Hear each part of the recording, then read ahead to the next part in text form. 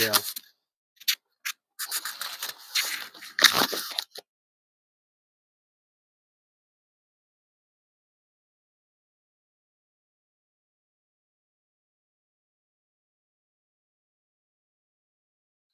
I know it's late. Yeah. Why is my audio not working?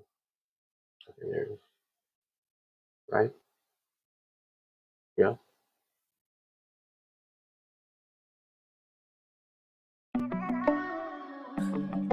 Yeah, I'm stacking them, yeah, yeah.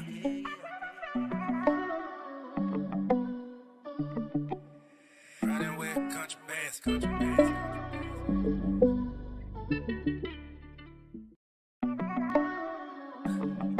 Yeah, I'm stacking them, yeah, yeah.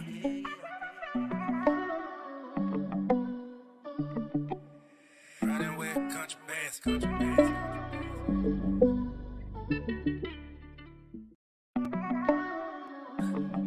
Yeah, I'm stacking them, yeah, yeah.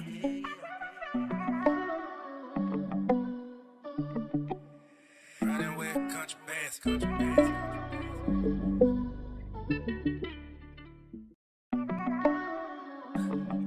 Yeah, I'm stacking them, yeah, yeah.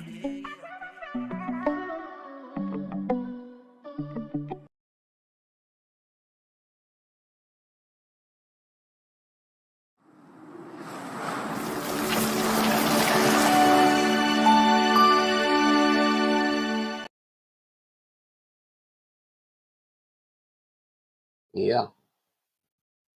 Yo. I am up late reading per usual. So I thought I might as well read with you guys. At least this video will be up for at least 24 hours. So we're just going to dive right into it.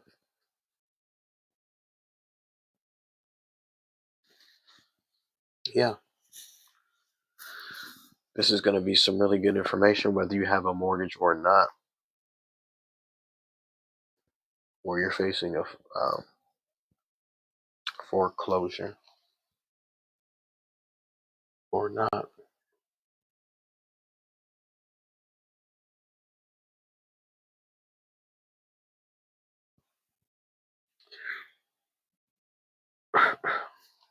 Excuse me. I'm going to scroll up and read a few things that I've been reading and been looking up here in just a moment. But yeah, I'm just up late reading, doing some research, and I think you'll find the information that I found or am reading about is very beneficial for those who need the information. So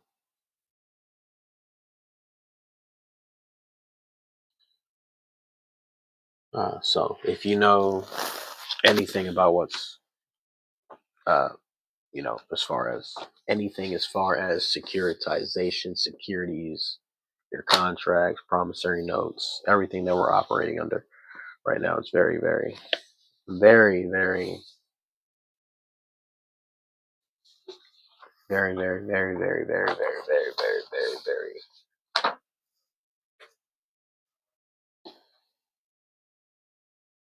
very, very interesting, to say the least.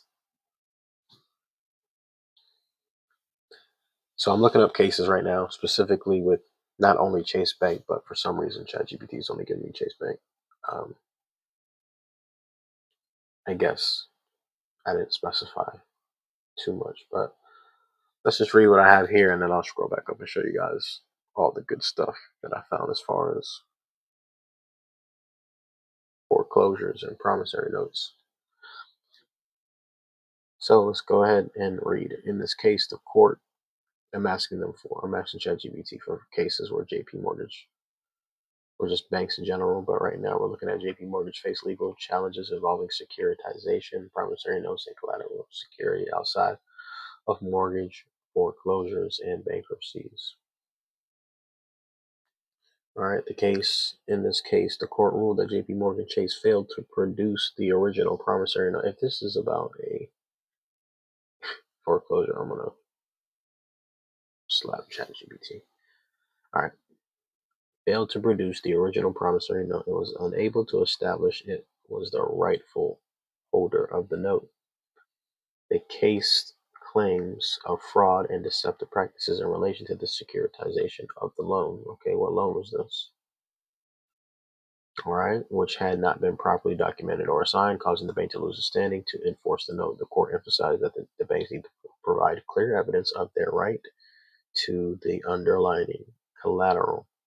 So, I don't know if this is a mortgage. Let me read this here. Mortgage loan. Yes, I think it is.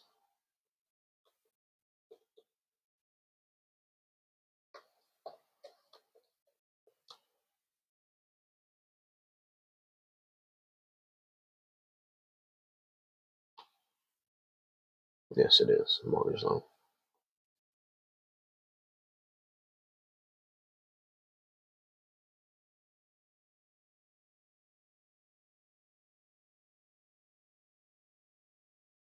Wow.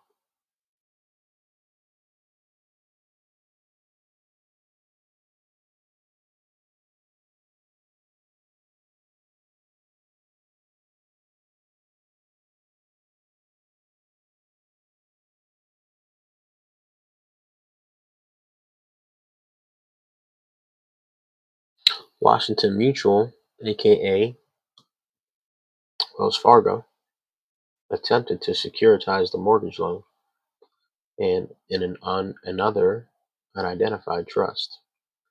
Further, Washington Mutual's interest in the mortgage loan was sold to an unidentified entity prior to Wells Fargo's or Washington Mutual's default.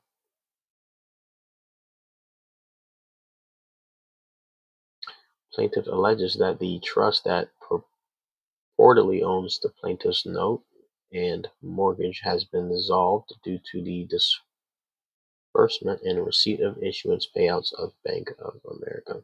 As a result of these payouts, Bank of America has been paid in full on the plaintiff's debt obligations. This is probably a good case to read more on.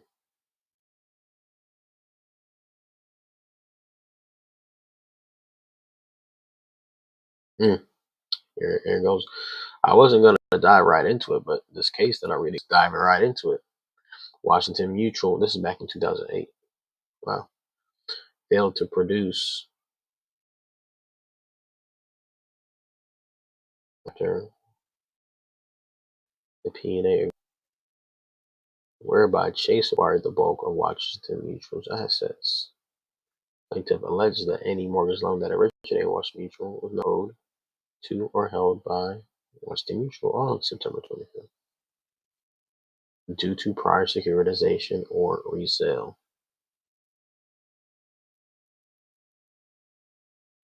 Did not pass.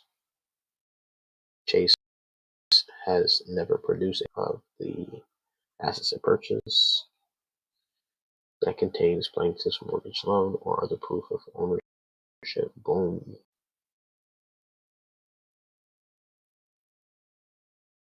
So even though I asked it for no mortgages, still gave me a mortgage. But that's okay because I guess the majority of the fraud that's going on is with your mortgages, which is why I have this video here so you can learn about how to possibly write a foreclosure. All right.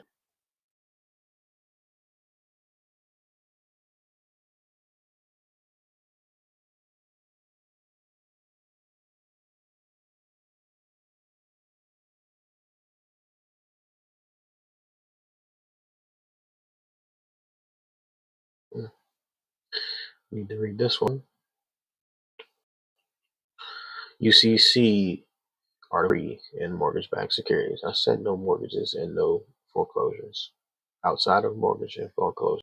This is why it's okay. Chat. Yeah. All right, cool. The court ruled that failure to UCC requirements for endorsing and transferring notes during the securitization process rendered the bank's claims. And so we'll probably have to read this one as well. Case involved asset-backed commercial and JP Morgan's handling of securities were improperly securitized. I'm going to ask them what that means in there. The plaintiff argues that JP Morgan failed to disclose to consumers that their loans had been securitized and were being used to back other instruments. The court found that JP Morgan had violated transparency rules and failed to properly handle consumer loans, leading to fines and ruling in favor of the plaintiff. Kind of like what I've been telling you guys, right?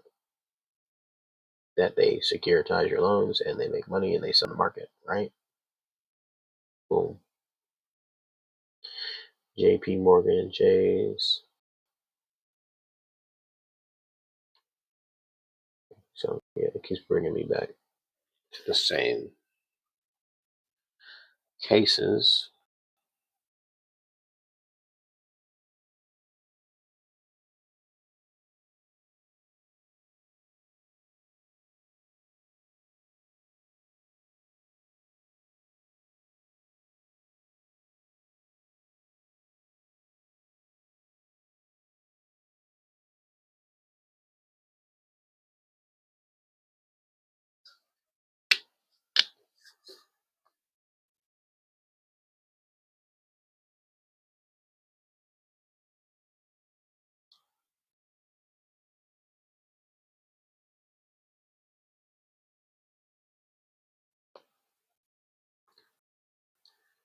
All right, improperly securitize refers to financial transactions where banks or other financial institutions bundle loans together, often mortgage or other debts into securities, such as mortgage-backed securities or MBS, and sell them to investors without adhering to required legal and regulatory procedures.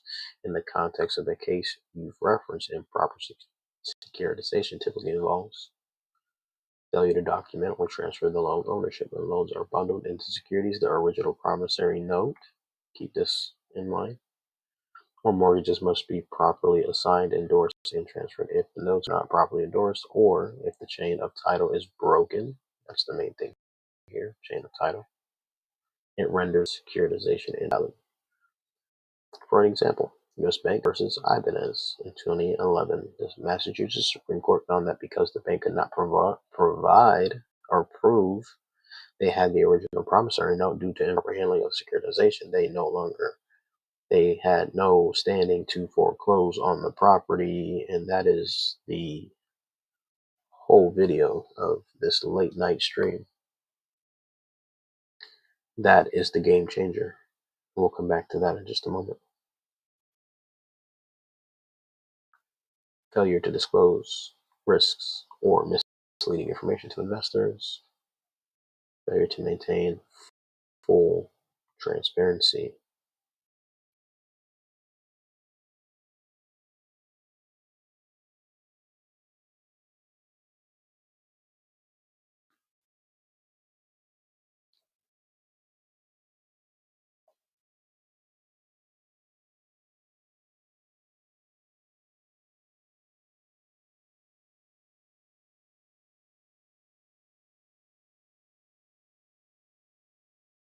Mismanaged collateral when banks sell securities backed by loans without clearly identifying the collateral and failing to properly manage the associated assets. And improper securitization. Securitization audit is crucial here. Okay. And if the bank does not follow legal procedures in handling and reporting the assets, it can result in legal challenges and loss. For example, Deutsche Bank legal troubles the improper securitization of loans led to misrepresentation and securities products offered by the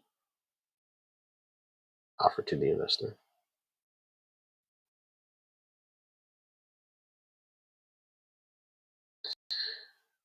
The court held that fraudulent securitization and destruction of the documents related to the promissory note violated the rights of the consumer, leading case being ruled in the favor of the plaintiff. Boom.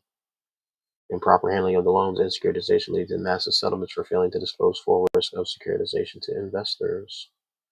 How much do banks make from the securitization process?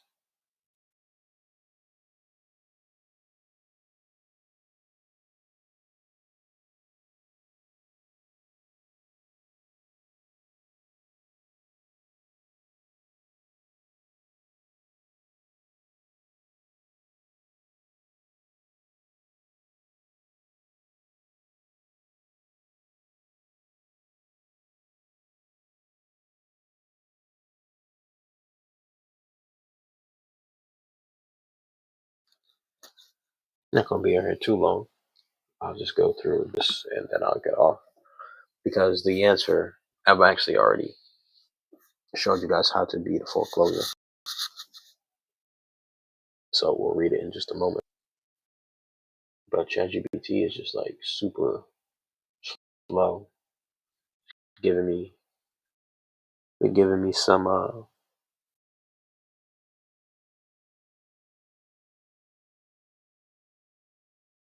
it's been giving me some issues lately. Probably because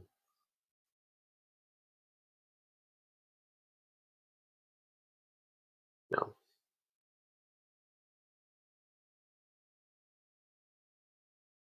asking them these questions has got it like, whoa, bro, whoa.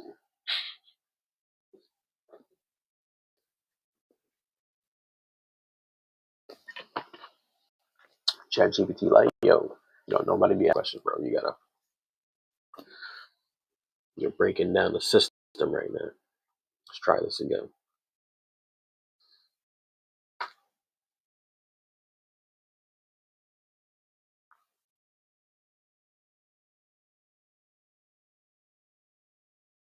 Wow, we got 20 people on right now. I didn't expect y'all to be on.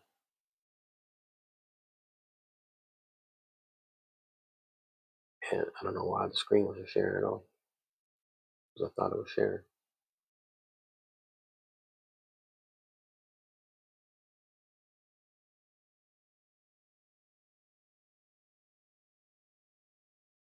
Yo, y'all can hear me, right? Yeah, okay, cool.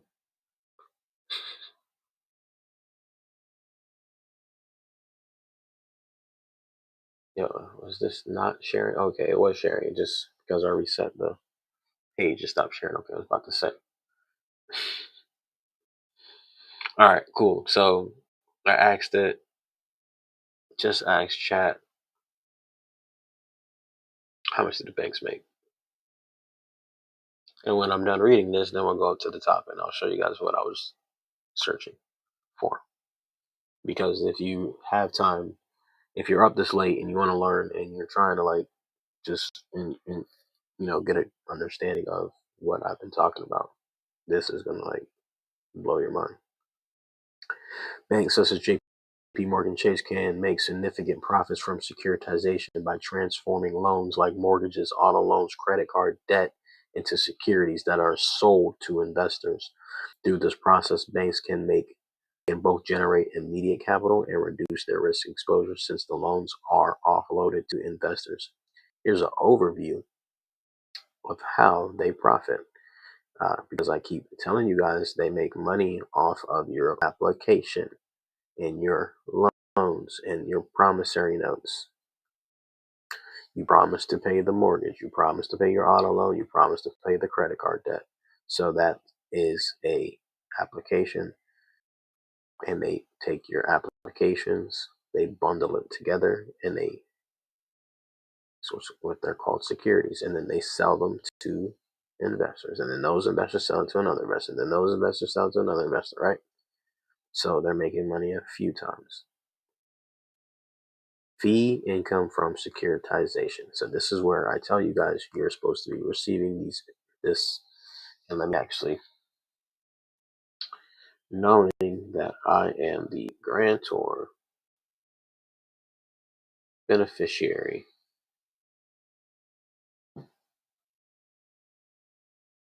surety.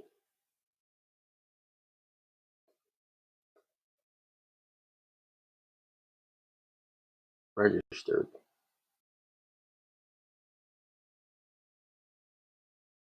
owner, beneficiary, surety, registered owner. What else am I?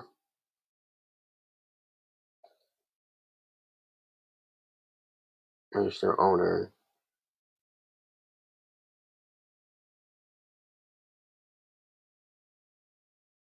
I claim my rights and interest. I am entitled. Rights, proceed, or you got to remember, we are those investors. We are investors in that corporation. So without us, they don't have any mortgages, any auto loans, any credit card debt to securitize for them to sell to investors. So we're the original investor. We are the original grantor. We are the original creditor, right? We are the original creditor, grantor, beneficiary, surety, registered owner. We are all that. You're all that. When I claim my rights to proceeds, interest, insurance, I am entitled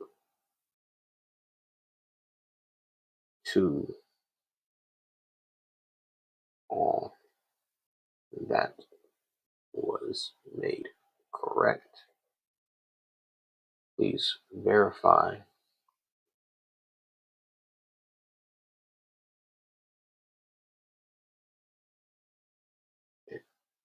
how I am able to claim my interest from the sales of my securities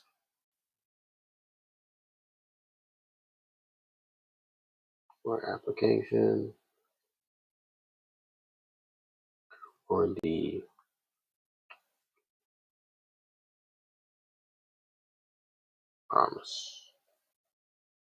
promissory notes gave to the and what constitutes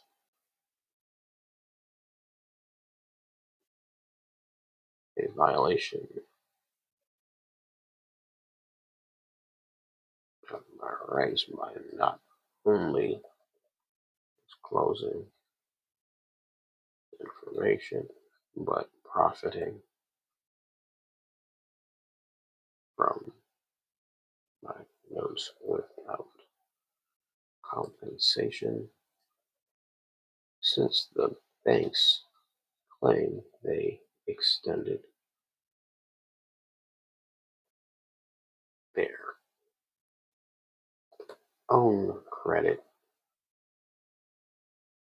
or loaned us money from their institution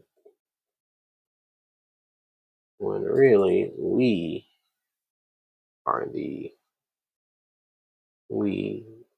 people or natural or the living persons are the ones who extended the credit to them, which is fraud on the bank's part. Does that make sense? Please explain in details.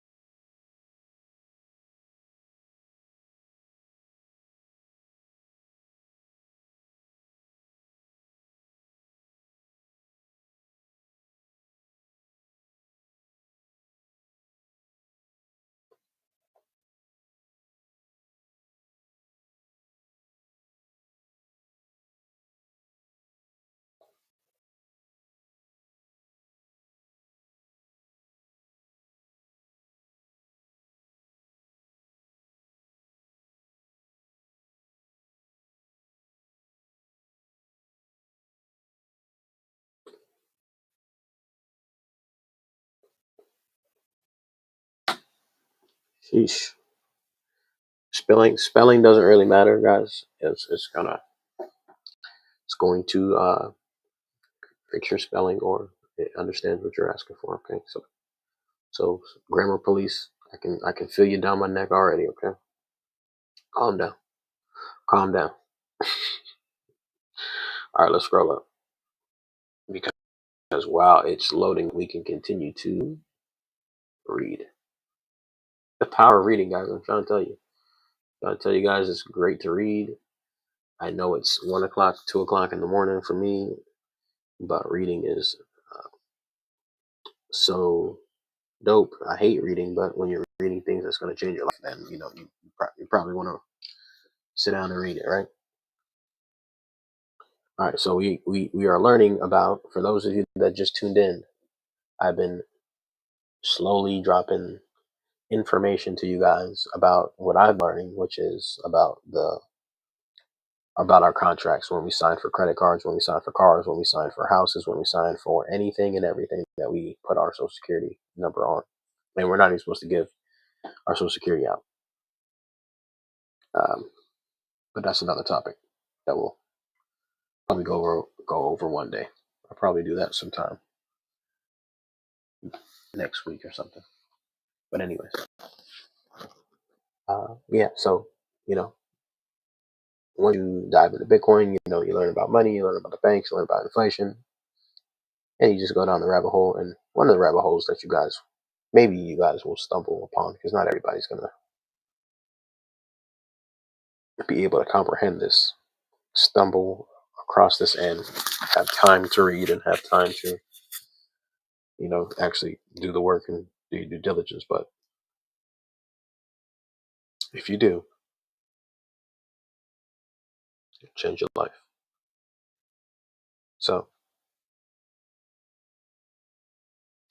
I've been searching and looking up these things, right, and learning about security interests, about what these banks are really doing. So we're learning about what the banks are really doing. And today's topic is tonight's video, today's second video, or it's actually a new day. So today's video is about how to beat your foreclosure, or how to beat a foreclosure, or any loan that you're probably getting sued for, or any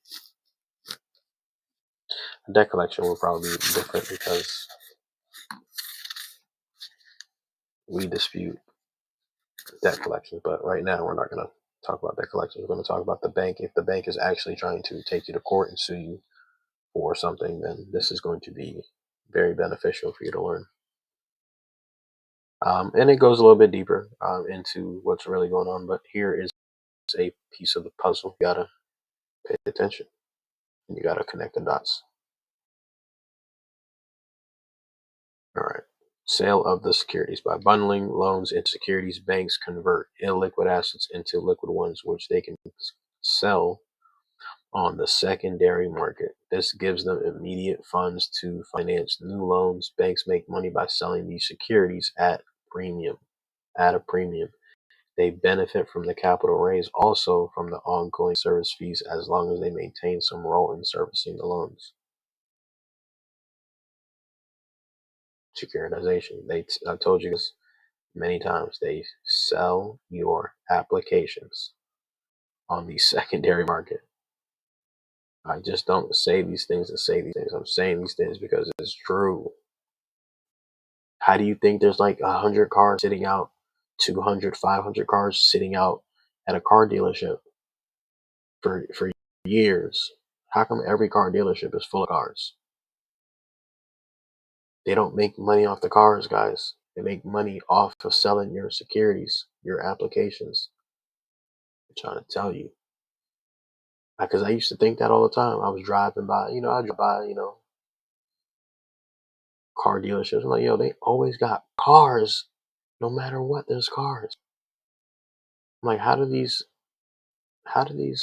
dealerships stay in business? Oh, that's how. They don't make money. They don't make they make money off the cars, obviously, but that's not where they're making all their money. They make the majority of their money selling the securities.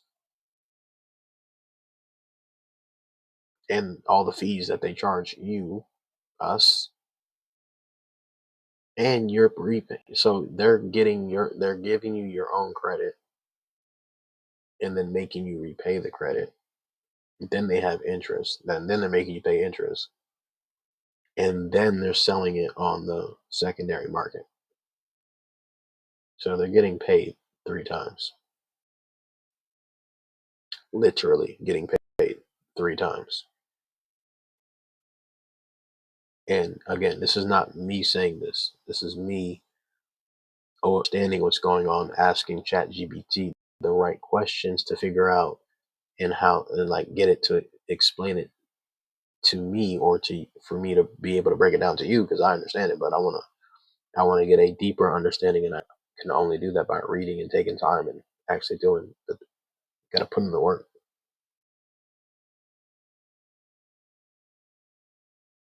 Depending on the type of loans being securitized and the market conditions, banks can earn substantial margins. For an example, during the peak of the mortgage market, banks made billions by selling subprime mortgage-backed securities. Which led to J.P. Morgan's settlement of 13 billion, partially a result of this risk not being properly disclosed. So yeah, they was selling that work. Yes, based on your position as the original creditor, grantor, surety, and registered owner, you are indeed entitled to claims the proceeds, insurance, interest, as well as all related to the promissory note or securities you provide to the bank. So if you provide the promissory note, which you did, because that's how you were able to get that credit card, that's how you're able to get that car, that's how you're able to get that house. It's because you made a promise to pay and you got your own credits, which basically the promise to pay is already fulfilled, which I went over in an earlier live that I took down because of Grimes versus, I forgot the name of the case, but the promissory note itself is significant. This funds the entire transaction, this right here. So by you just making the promissory note, um, and the reason why the promissory note serves as the payment in full is because there's no money. Everything's a promise to pay. The only true money according to law as of now, is gold and silver. Of course, we have Bitcoin, but legal by law, the only real money in this is that we can actually pay debts with is with gold and silver. And because they took all the gold and silver, you're not able to pay back your debt. So therefore, there's no way to get out of debt. So that's why you have a promise to pay, and it's a promissory note. And now they're just they're kicking the can down the road basically. Because even when you pay, you're paying with Federal Reserve notes, which are promissory notes. It's a promise to pay. You're not paying anything. There's no money to pay anything. It's crazy. It's crazy when you think about it. It's like, damn, this shit makes sense if you can understand it. Your rights come from the Constitution. Your rights come from constitutional principle, federal statutes, and common law governing negotiable instruments, promissory notes, and securitization process. Here's a breakdown of your rights on how to claim these proceeds, interest, and compensation from the securitization of the promissory notes. Your right as the original creditor, grantor, surety, and original owner. As the original creditor and grantor, you have credited and extended it to the bank by using your application and social security number or promissory note. So, boom, everything that I'm telling you guys is true according to 15 USC 1602.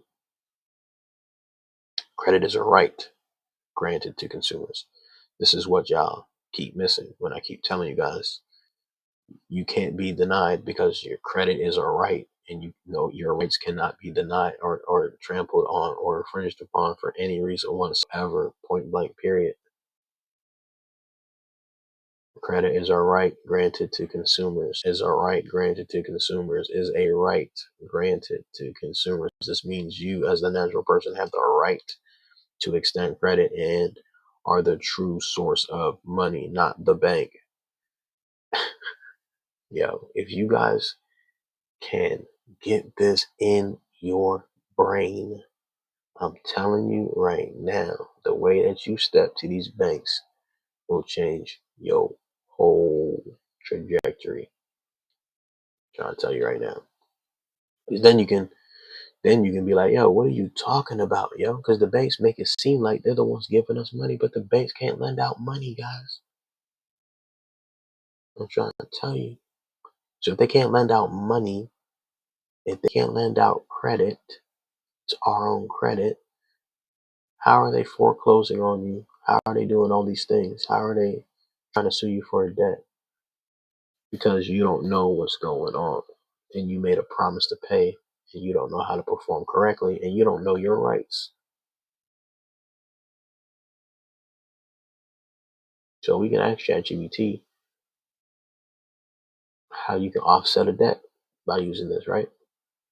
Banks typically claim to extend credit by loaning their own money, but in fact, they only act as middlemen, using your application or promissory note to generate money through securitization, which is exactly what I've been telling you guys for the last couple months now.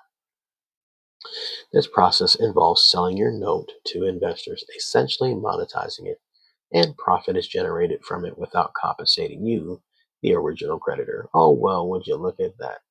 Kind of like I know what the I'm talking about, right? It's almost like I can comprehend and know what I've been talking about. Wowzers. Gee golly gosh. Gee golly gosh, Sam. Bitcoin Chris is at it again. Gee golly willikers. Your entitlement to proceeds, interest, and insurance. When you provided the promissory note or application to the bank, that note became collateral in the securitization process. Through securitization, bank often pulls these notes and sells them to investors, creating securities backed by your debt. UCC 3104 3-104 states negotiable instruments like promissory note is a contract that creates legal enforceable right to payment. The original holder, you as the creditor, are entitled to interest, proceeds, and the rights associated with that instrument unless explicitly waived or transformed. And that's where we come into it. It is explicitly waived because you give them security interests. Your endorsement allows them to collect interest, proceeds, and the rights because you waived your rights by endorsing it incorrectly and by not knowing your rights. So by default, you don't get your interest proceeds. You get to repay what's already been prepaid because without you,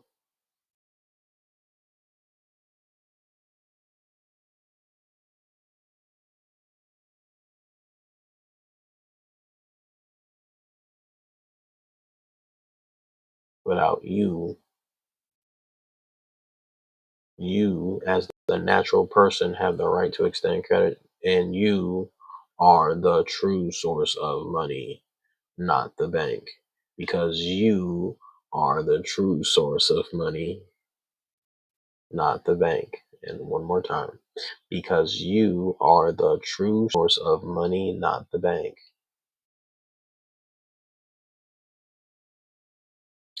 Federal Reserve Act Section 16 further clarifies that the application itself serves as collateral security for the loan. Therefore, by submitting the application or promissory note, you are granting the credit. You are granting the credit. You are granting the credit that banks leverage to create funds or securitize the debt, generating returns without compensating you as the original lender or creditor. Under Truth in Lending 15 USC 1601 and the Federal Credit Reporting Act, banks must disclose how your financial instruments are used.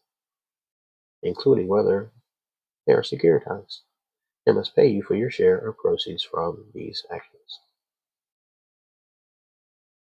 Hmm. When bank securitizes your promissory notes or applications, they typically do so without informing you or compensating you for the interest or proceeds that result. This is a form of fraud or misrepresentation, as the banks are profiting from your private property, which is your signature, social security number, or promissory note, without honoring your legal rights to the proceeds. Oh man, that is crazy. And that's why 15 USC 1691 says denying credit, access to credit, or misuse of your financial instrument constitutes a violation to your rights of equal treatment under federal law, especially when you're the one extending the credit to the banks. Banks cannot simply use your credit without compensating you. UCC 3-302 mandates the holder of the promissory note, in this case the bank or investor, must ensure the instrument is transferred properly with full disclosure of proceeds from any securitization.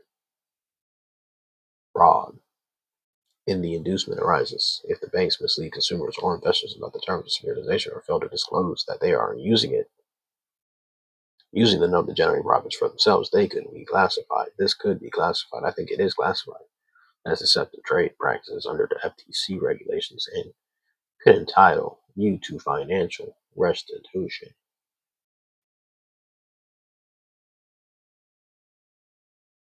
The restoration of something lost or stolen because they stole from you, because they took your private property and they're selling it on the market. Which market? The secondary market. How much you getting from that? You're not getting nothing from that. Is that right? Hell no, it's not right. But what you gonna do?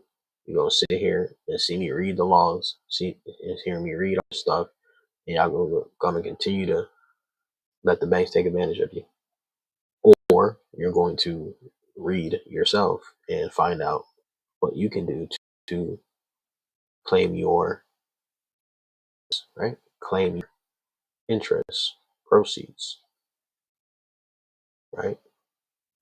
Especially if especially if you know what's going on, right? If you know better, you do better. And hopefully, you're knowing better by being on this live or watching this later on, because it's only going to be up for about 24 hours. So you got 24 hours to rewatch this as many times as you can, or take notes, or play it back to back to back, or do something. I don't know what you're going to do. Take notes, do something. All right, cool. Misuse of Social Security. When your Social Security is used as a vehicle for securitizing your debt without compensating you, it constitutes a violation of privacy laws and consumer protection statutes like FCRA. Additionally, Section 1602, Truth in Lending Act, prohibits leading practices in consumer credit transactions. Demand full securitization audit from the banks. Boom. Submit formal demand of payment. Send a demand letter to the financial institution citing TILA, UCC, ECOA. This letter should include demand for full compensation of proceeds and interest. Legal recourse if the bank refuses, because they're going to refuse. They're not going to just hand you your money. They're going to have to take it to the court based on fraud, breach of fiduciary duty, breach of contract. In conclusion, you as the original creditor grantor have the right to proceeds and interest from any securitization loan or promissory note issued under your name, because you are the registered owner. The banks are the middleman that profit off your credit and financial instruments without compensating you. This is not only a violation of your consumer rights, but it is fraudulent practice. And if they fail to disclose how your note is being securitized and used to generate profits, you're entitled to transparency, full compensation, and remedy for any financial harm caused by these practices. You may take legal steps. I will take legal steps. I highly recommend you do the same. That right there should change your entire mindset about what is really going on. And if you knew what the banks were doing, there would be a riot in the morning, but most people are too busy watching football, basketball, hockey, scrolling on Twitter, arguing about dumb shit instead of reading what is really going on, right? But you're not. You're learning something. Congrats. So that was a banger little section right there. We're gonna go to a couple more sections because I told you guys I was gonna scroll up, and now I'm scrolling up because I've been at it for a little while here. You guys just came in on the back end. Okay, I've been doing this in general, but tonight I've been at this for a little bit too. Let's see.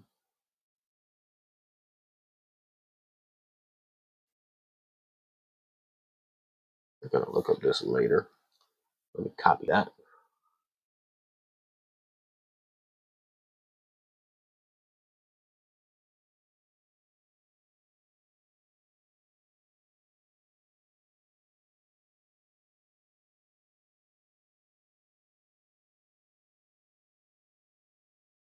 All right, it's coming.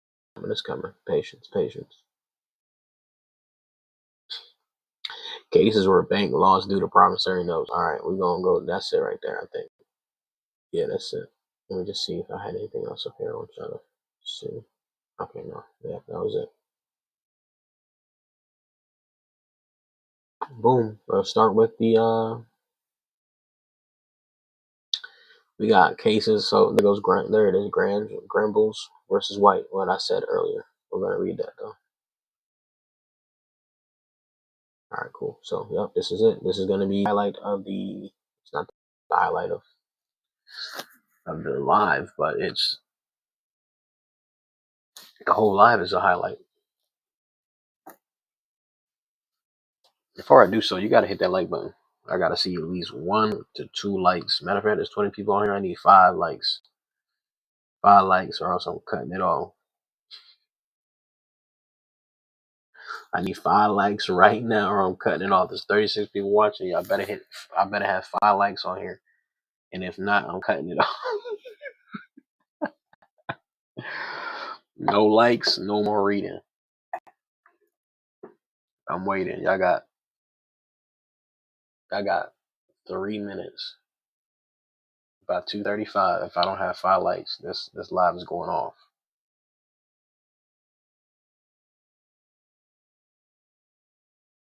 Hit that like.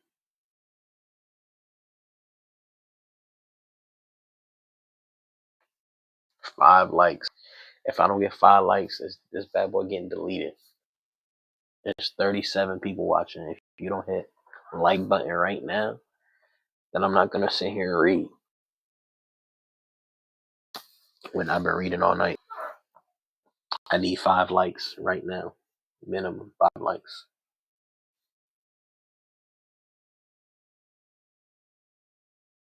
I'm show you how to beat a foreclosure, and y'all don't even want to hit the like button. This is crazy. It's crazy to me.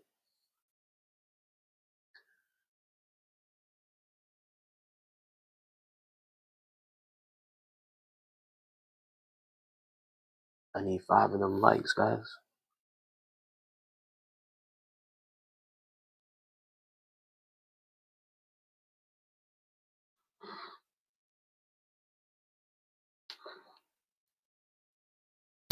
My audio even on? I need 5 likes, guys. Okay, cool. I want to make sure.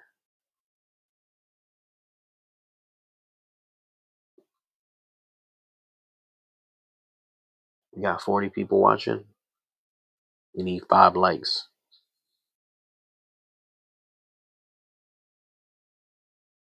You got 2 minutes to get 3 more likes.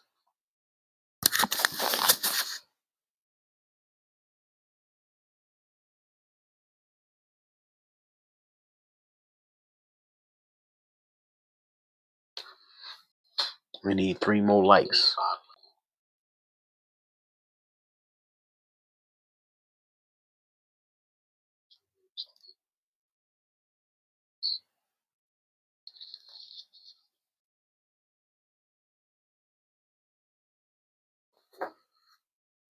I need 3 more likes.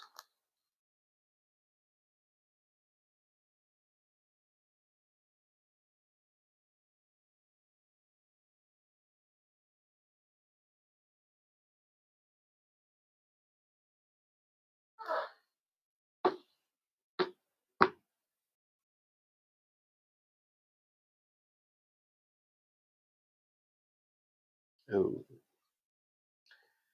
All right.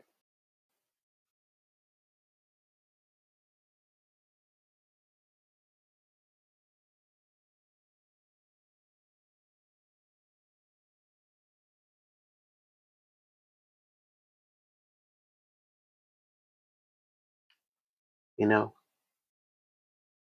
a like shouldn't be too hard to do. Apparently it is.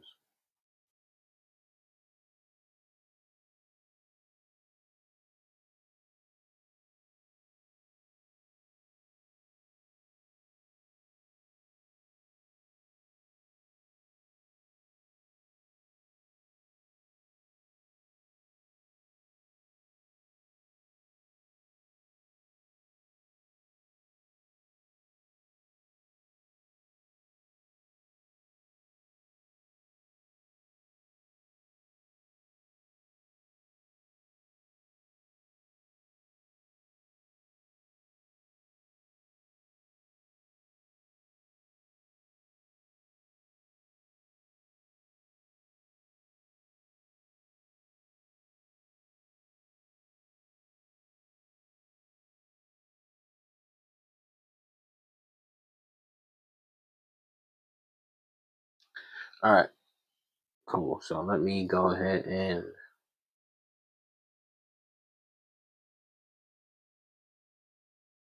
3 likes, yo. That's the best y'all can do is 3 likes, yo.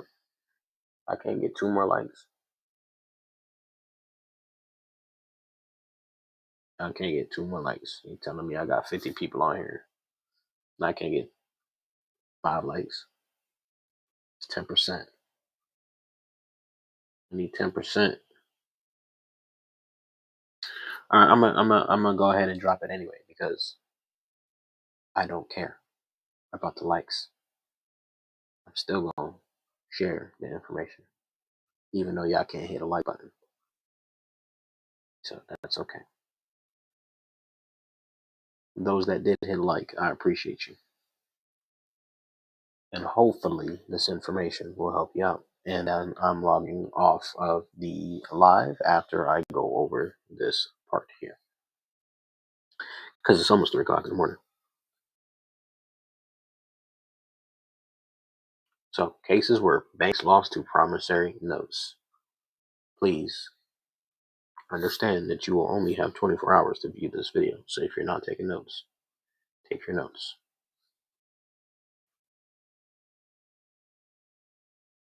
Deutsche Bank National Trust Company versus Uber in 2014. In this foreclosure case, Deutsche Bank failed to produce the original promissory note and instead presented a copy without significant explanation. The court affirmed an involuntary dismissal, emphasizing that the requirement for a lender, which they're not the lender, to produce the original note to maintain foreclosure proceedings. So the bank lost. Number 2, State Street Bank versus Trust Company versus Lord. This case establishes that to proceed with a foreclosure, a plaintiff must either present the original promissory note or provide a satisfactory explanation of its or for its absence. Failure to do so invalidates the claim, requiring the appealing what is that?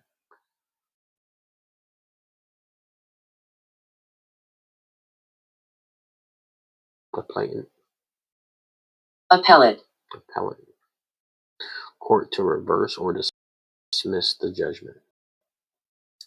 In this case, court ruled that lost promissory note could not be enforced without strict compliance with Florida statutory requirements. The decision highlighted that the necessity for banks to possess and produce the original document in such cases.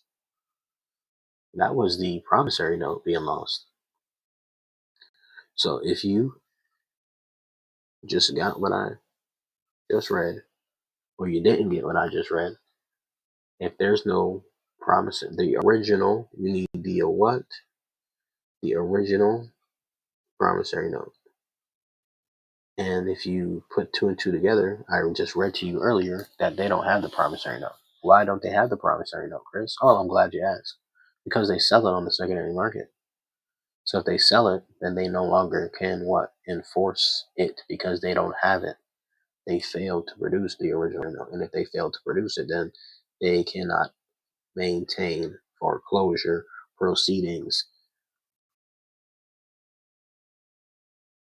dismiss the judgment. Lost promissory note cannot be enforced without, I don't know what this strict compliance would constitute to. However, banks, but the decision, right? They lost anyway. So whatever this is something that you're probably going to have to look up yourself in Florida. Nevertheless, they lost because it's the case that's highlighted that the banks needed to possess and produce original documentations. All right, so let's see how the banks lost with the UCC codes. Court ruled a bank for not following UCC guidelines in regards to negotiable instruments. So if they ruled against the bank for not following the UCC, then you can bet your top and bottom dollar that if you send them a negotiable instrument, or if you're contracting and writing to them in any capacity as far as the UCC goes, then guess what? The banks court is going to rule against them because they are supposed to follow the UCC guidelines. They are to follow UCC guidelines, especially if they're trying to claim or enforce any debts. The court addressed that the issue of chain of endorsements under UCC 3-301, ruling that the bank failed to prove it was entitled to enforce the note. So I'm not sure about this one. I would have to read that because I'm not sure what's going on here in this specific situation, but they lost. So numerous foreclosure cases in Florida have ruled that lenders must comply with the UCC 3-104, ensuring that the promissory notes are properly executed as negotiable instruments. Failure to meet these standards has led to dismissals.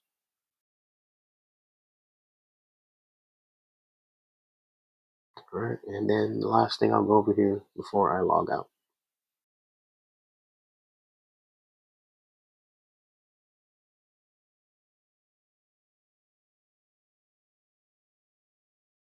I'll do these two.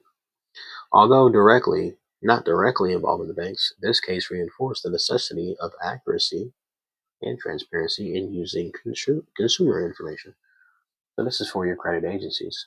Banks that improperly deny credit based on flawed or hearsay data, such as credit scores, can face liability under the FCRA. Banks that improperly deny credit based on flawed or hearsay data, such as credit scores, can face similar liabilities under the FCRA. And I need to know what those liabilities are. I don't know about you, but I need to know what these liabilities are.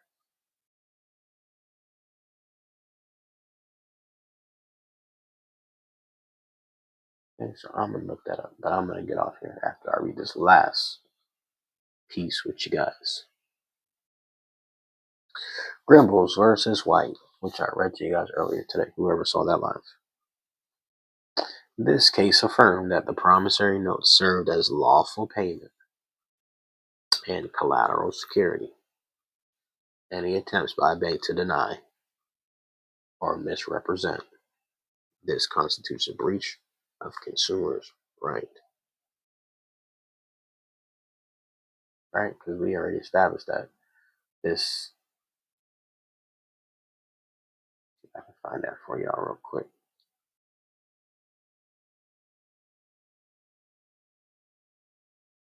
There it is. As recognized in Grimble versus White, a promissory note exchange for credit constitutes full funding, satisfying any requirements for consideration. Confirms that the promissory note exchange for credits constitute full funding, thereby satisfying any need for collateral or down payment. What down payment? My promissory note fulfills a requirement for credits in exchange, validating that I've already funded the loan with my own collateral security, thus removing any final risk for, in this case, Santander. I am the grantor. My promissory note was exchanged for credit, and your institution has no grounds to deny this exchange. Promissory note therefore funds this loan, and I, as the applicant, assume the position of primary and secured party. That's what I can add as well. Boom, with no risk for capital provided to Santander. Therefore, your denial is not based on lawful basis. It's not according to lawful basis. I got it on here 41 times. Grimbles versus White on here 40 more times. 41 times. Oh, did you look at that? St. Louis Savings Bank versus Parmalee asserts that banking associations are prohibited from lending credit. Banking corporations cannot lend credit.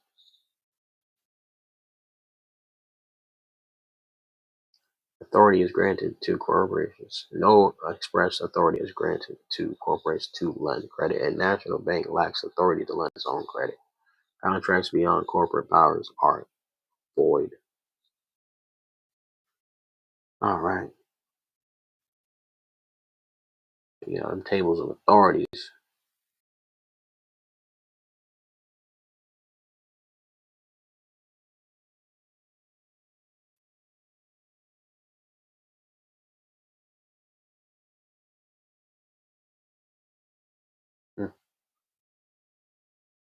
All right, scroll back down.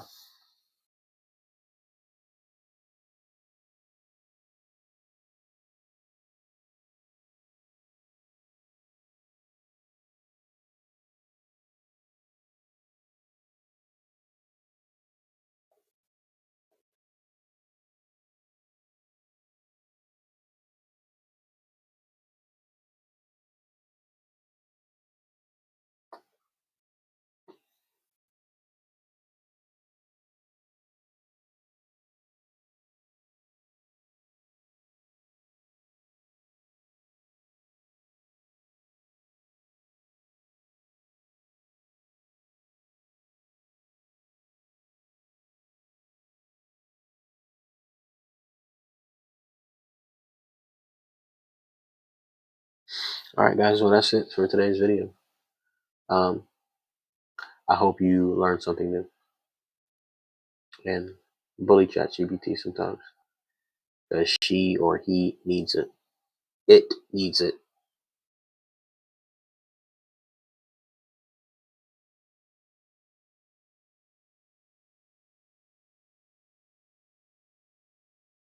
All right, guys. I'm out. Have a good night. Have a good rest of your night. It's almost 3 o'clock in the morning. So shout out to everybody that tuned in. Hopefully you got some good information and it sparks an interest for you to go read for yourself. All right. All right. Have a good night. Much love. Bitcoin Chris checking out. Bitcoin's at 95,405. I think we'll go down to about 94,400. maybe even lower. Maybe we even come back down to 91 again. So don't be surprised if we come down lower. That's your opportunity to DCA. All right, guys. These are the levels. Can expect the bounce here. 90. We'll see. Much love. Bitcoin Chris checking out. Hit that like, share, subscribe if you haven't already. Thanks for the likes. Thanks for tuning in on a Thanksgiving's Eve, or it's actually Thanksgiving Day. Happy Thanksgiving, everybody.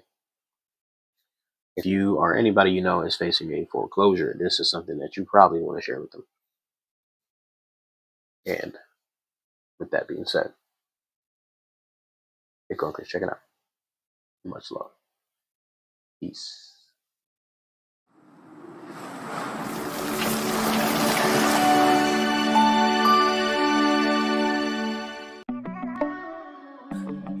Yeah, I'm stacking them, yeah, yeah.